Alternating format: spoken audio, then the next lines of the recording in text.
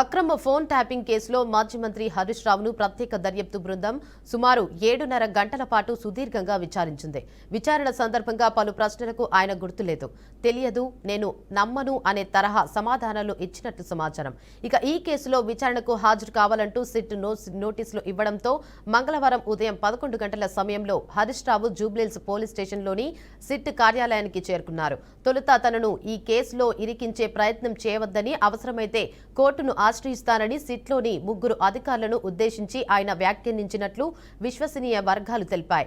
Phone tapping case నిందితులు ప్రభాకర్ రావు, ప్రణీత్ రావులతో పాటు news channel MD Shravan రావు మధ్య జరిగిన సంభాషణలు, లావాదేవీలపై సిట్ అధికారులు ప్రశ్నలు సంధించారు. ఇక ప్రభాకర్ రావు, ప్రణీత్ రావులకు శ్రవణ్ రావును ఎందుకు పరిచయం చేయాల్సి వచ్చిందన్న కోణంలోనూ విచారణ జరిపినట్లు సమాచారం. ఇక ఇదే అంశంపై మరింత సమాచారాన్ని మా ప్రతినిధి బాసిత్ అందిస్తారు. చెప్పండి బాసిత్, అప్డేట్స్ ఏంటి?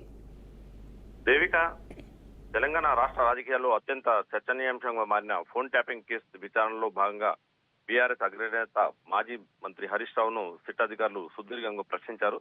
నిన్న ఉదయం 11 గంటల నుంచి సాయంత్రం వరకు దాదాపు 7.5 గంటల పాటు సాగిన ఈ విచారణలో అధికారులు హరీష్ రావుపై ప్రశ్నల వర్షం కురిపించినట్టు సమాచారం అందుతుంది. ఇప్పటికే అరెస్ట్ అయిన మాజీ పోలీసు అధికారి ప్రణీత్ రావు, రాధాకిషన్ రావు, ఇటీవల విచారణ ఎదుర్కొన్న ఎస్ఐబి మాజీ చీఫ్ ప్రభాకర్ రావుతో పాటు ఓ టీవీ ఛానల్ ఎండీ ఇచ్చిన వాంగ్మూల ఆధారంగానే హరీష్ రావును ప్రశ్నించినట్టు సమాచారం.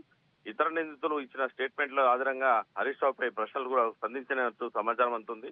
విశ్వసనీయ సమాచారం మేరకైతే ఫోన్ ట్యాపింగ్ కు సంబంధించిన ఆదేశాలు ఎక్కడి నుంచి వచ్చాయి, ఇంటెలిజెన్స్ అధికారులతో మీకు ఉన్న సంబంధం ఏమిటి, ట్యాపింగ్ ద్వారా సేకరించిన సమాచారాన్ని ఎన్నికల సమయంలో లేదా ఇతర రాజకీయ ప్రయోజనాల కోసం వాడుకున్నారా అనే కోణంలో ప్రధానంగా ప్రశ్నలను సంధించినట్టు సమాచారం అందుతుంది. ముఖ్యంగా సిద్దిపేట ప్రాంతానికి చెందిన రియల్టర్ చక్రధర్ గౌడ్ ఫిర్యాదు, ఆ సమయంలో జరిగిన కాల్ డేటా సేకరణపై హరీష్ రావును అధికారులు వివరణ కోరినట్టు సమాచారం ఉంది.